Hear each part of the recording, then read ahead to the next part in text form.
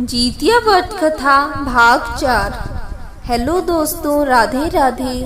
आपका स्वागत करती हूँ मैं इस YouTube चैनल पर। आज मैं इस वीडियो में जीतिया का भाग 4 सुनाने वाली हूँ।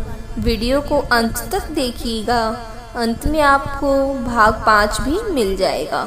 तो चलिए फ्रेंड्स, वीडियो को शुरू करते हैं। 2 बहनें थी, एक का नाम था सुखिया और दूसरी का नाम था दुखिया। दोनों का भाग्य उनके नाम जैसा ही था। दुखिया गरीब थी और बहुत दुखी रहती थी। सुखिया अमीर थी और हमेशा सुखी रहती थी। दोनों एक ही गांव में रहती थी। दुखिया सुखिया के घर में काम करती थी, साफ सफाई करती थी, खाना बनाती थी और जो खाना बच जाता था वह खाना सुखिया दुखिया को दे देती थी। इसी तरह दुखिया का घर चलता था। समय बीतता गया, दोनों को बच्चे थे। सुखिया को 2 पुत्र थे और दुखिया को भी 2 पुत्र थे। जब जीतिया का व्रत आया तो दोनों बहन जीतिया का व्रत रखती थी। दुखिया सुखिया के घर में काम करती थी।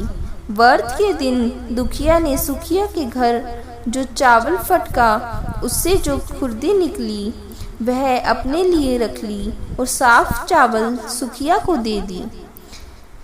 फिर साग को चुनी, बुढ़िया वाला साग सुखिया के लिए रख दी और जो डंठल था वह अपने लिए रखी। अब दुखिया ने सुखिया के घर सारा खाना बना दिया और अपने घर चावल की खुर्दी लेकर और साग की डंठल लेकर बनाने के लिए चली गई। खुर्दी का चावल और साग की डंठल बनाकर वह खाना अपने बच्चों को खिलाई और खुद भी खाई। उसके बाद दुखिया सोने चली गई। आधी रात में एक बूढ़ी औरत उसके घर पर आकर दरवाजा खटखटाती है तो दुखिया पूछती है, आप कौन हो? तब बूढ़ी बोलती है, बेटा हम हैं। दुखिया ने उठकर फाटक खोला और पूछती है, अम्मा आपको क्या चाहिए? इतनी रात में आप यहाँ किस लिए आई हो? बूढ़ी बोलती है, बेटा मुझे बहुत भूख लगी है, कुछ खाने को दे दो। दुखिया उसे घर के अंदर ले आती है और कहती है, हम लोग बहुत गरीब हैं माँ जी, आज मैंने खुर्दी का चावल और साग की डंठल बनाया है, क्या आप खाना चाहेंगी? तो बुढ़िया कहती है, हाँ बेटी क्यों नहीं खाएंगे, हमें बहुत भूख लगी है, हम वही खाएंगे। दुखिया अंदर जाकर खुर्दी का चावल और साग की डंठल लाती है और बुढ़िया को दे देती है। बुढ़िया खाना खाने के बाद कहती है कि मुझे अच्छे से कुछ दिखाई नहीं देता, इतनी रात के अंधेरे में मैं अपने घर कैसे जाऊंगी? तो दुखिया कहती है, कोई बात नहीं माँ जी, यहीं पर सो जाइए, आप सुबह अपने घर चले जाइएगा। तो बुढ़िया दुखिया के घर में सो जाती है। फिर थोड़ी देर बाद उठकर बुढ़िया बोलती है, बेटा मुझे पखाना लगी है, कहाँ करूँ? तो दुखिया कहती है, मेरे घर में बाथरूम नहीं है माँ जी, इसलिए आप उधर कोने में कर लीजिए। बुढ़िया पूछती है कि बेटा बड़ करे या छर करे? दुखिया नींद में थी तो वह कहती है, माँ जी बड़ कर दो, मैं सुबह साफ कर दूंगी। फिर थोड़ी देर बाद बुढ़िया पूछती है कि बेटा मैं अपने हाथ कहाँ साफ करूं? तो दुखिया कहती है, आप मेरे सर में अपने हाथ को साफ कर लीजिए। जब सुबह होती है तो दुखिया को यह सब अपने स्वप्न के जैसे लगता है कि सोते समय मुझे कोई स्वप्न आया होगा। वह ज़्यादा कुछ नहीं सोचती और नदी में नहाने के लिए चली जाती है। जब वह नदी में नहाती है और अपने बाल धोती है तो उसके बालों से होते हुए जो पानी बहता है वह सोने का होता है। आसपास की सभी महिलाएं यह देखकर चकित हो जाती हैं और कहती हैं कि तुम्हारे बालों से तो सोने का पानी गिर रहा है, क्या बात है? फिर उसी रात की सारी बात याद आती है। वह दौड़कर अपने घर की ओर भागती है, यह सोचकर कि उसका घर दीर्घ शंका से गंदा हुआ होगा, पहले उसको साफ करना होगा। जब वह अपने घर जाती है तो देखती है कि घर के हर कोने में ढेर सारा सोना बिखरा पड़ा होता है। यह सब देखकर दुखिया बहुत खुश हो जाती है और सोचती है कि जीमूत वाहन की कृपा है, यह सब जो माता का रूप धारण करके मेरे घर आए और मुझे इतना आशीर्वाद दिया। अब दुखिया अमीर हो जाती है और सुखिया के घर जाकर काम करना बंद कर देती है। दुखिया जब अपना व्रत पूरा करती है तो अपने पुत्र से कहती है कि जाओ मासी के घर से तराजू लेकर आओ, यह नापने के लिए कि यह सोना कितना है। बच्चा बहुत खुशी से सुखिया मासी के घर जाता है और तराजू मांगता है। तो सुखिया पूछती है कि तराजू पर क्या नापना है। तो बच्चा बोलता है, मेरे घर में ढेर सारा सोना है, उसी को मम्मी नापेंगी। सुखिया कहती है, खाने के लिए तुम्हारे पास कुछ भी नहीं है और सोना नापोगे, मुझसे झूठ कहते हो। तो बच्चा कहता है, नहीं, मैं झूठ नहीं बोल रहा हूँ।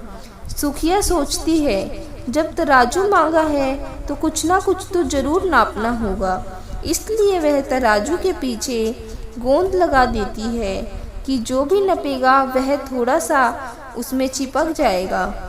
दुखिया जब तराजू पर सोना नापती है तो कुछ सोना तराजू पर चिपक जाता है। जब बच्चा तराजू लौटाने आता है तो सुखिया उसको उलट पुलट कर देखती है तो उसे तराजू में सोना लगा हुआ मिलता है। सुखिया सोचती है कि उसके घर में जरूर कहीं से सोना आया होगा, वह कई दिन से काम पर भी नहीं आ रही। सुखिया उसके घर जाकर देखती है कि सोना कहाँ से आया। जब सुखिया दुखिया के पास जाकर पूछती है कि तुम्हारे पास कहाँ से इतना सोना आया, तुमने तराजू मंगवाया नापने के लिए। तो दुखिया उस रात की सारी कहानी अपनी बहन सुखिया को बताती है। दुखिया का मन एकदम सच्चा था, इसलिए वह सब कुछ बता देती थी। लेकिन सुखिया के मन में लालच आने लगा कि दुखिया के पास हमसे भी ज्यादा धन आ गया है। अब अगले दिन मैं भी खुर्दी का चावल और साग की डंठल बनाऊंगी। फिर अगले साल जीतिया का व्रत दोनों बहनों ने रखा।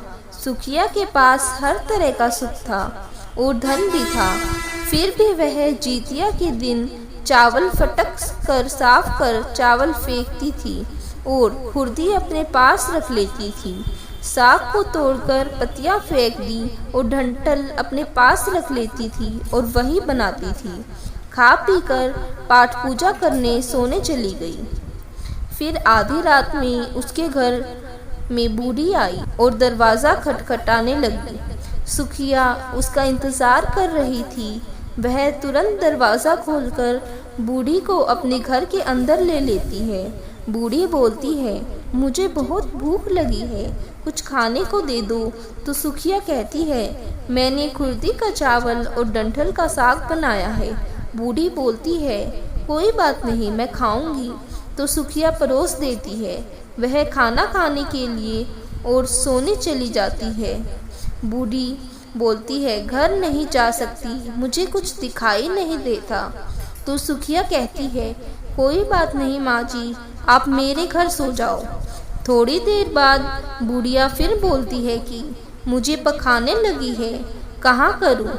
तो सुखिया कहती है, वहीं कोने में कर लीजिए। फिर थोड़ी देर बाद बूढ़ी पूछती है कि बड़बड़ करे या चरचर। इस समय सुखिया को याद नहीं आता कि दुखिया ने क्या बोला था।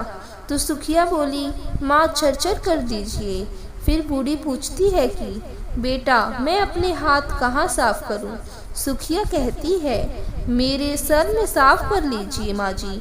बूढ़िया अपना हाथ सुखिया के सर पर साफ कर लेती है। जब सुखिया सुबह उठती है तो उसका घर पूरा गंदगी से भरा होता है और उसके बालों में भी बहुत गंदगी लगी होती है। यह सब देखकर सुखिया बहुत दुखी होती है और उसे बहुत गुस्सा आ जाता है। वह अपनी बहन दुखिया को बुलाती है और उसको गुस्सा करती है कि तुमने हमसे झूठ कहा था, मेरा पूरा घर गंदा करवा दिया। तो दुखिया पूछती है कि तुमने क्या कहा था, भड़बड़ या झरझर? तो सुखिया कहती है मैंने झरझर बोला था। तो दुखिया कहती है यहीं पर तो तुमने गलती करी, और तुम्हारे पास तो सब कुछ था, फिर किस चीज़ की कमी थी? फिर भी तुमने लालच किया। मेरे पास तो कुछ नहीं था, तुम्हारे पास तो सब कुछ था।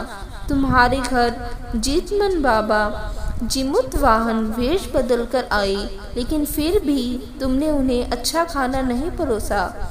मेरे पास तो कभी कुछ था ही नहीं, इसलिए मैंने खुर्दी का चावल और साग का गंठल परोसा था। तुमने अपने घर आए भगवान का अपमान किया, और सब कुछ रहते हुए भी तुमने साग और भात खिलाया।